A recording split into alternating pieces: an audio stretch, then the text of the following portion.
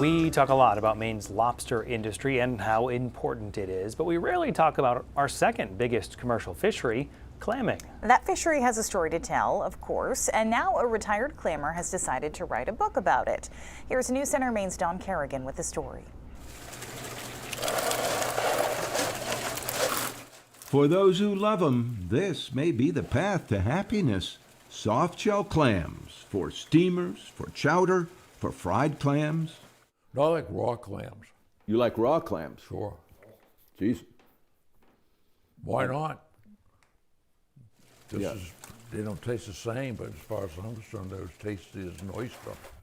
Peter Hope knows his clams. He dug them for more than 50 years. This is a clam hod. You don't buy them, you make them.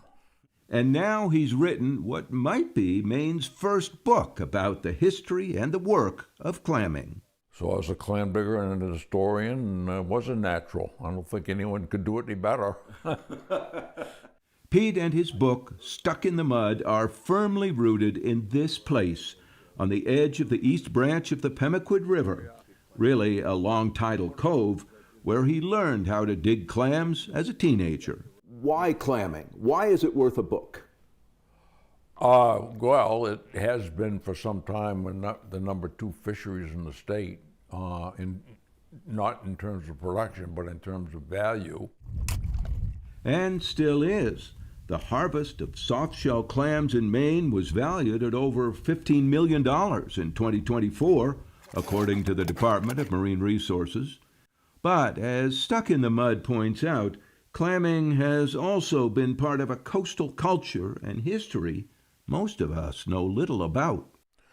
Another market for clams was developed in the 19th century with the advent of canneries.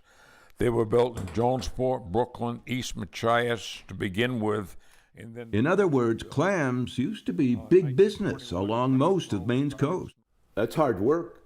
Yeah, strong back, weak mind. Maybe not. Pete clammed his way through 4 years at Bowdoin College, and then while he was at grad school in Boston.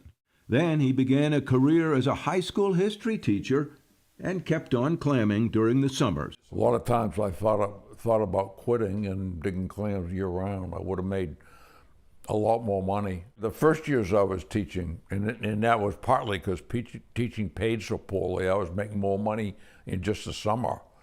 Pete says he retired after 31 years of teaching and went clamming full-time and still made more money than his best year in the classroom.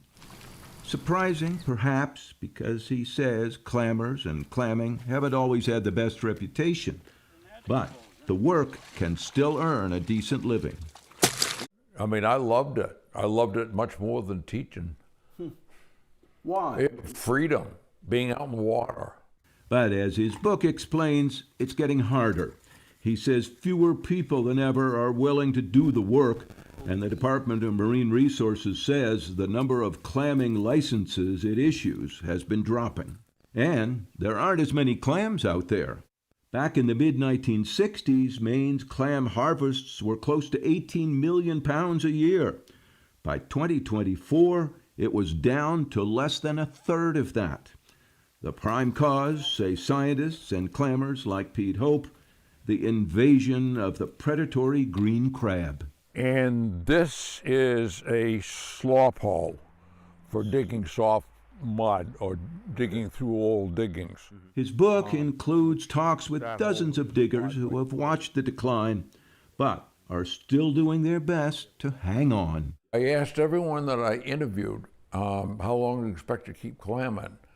And the answer invariably was until I can't get up the bank anymore or until the day I die. It's just something about it. I mean, I loved it. In a way, they are stuck in the mud, he says, by choice, and hoping for some young people to join them. Because if we want clams, we still need clam diggers.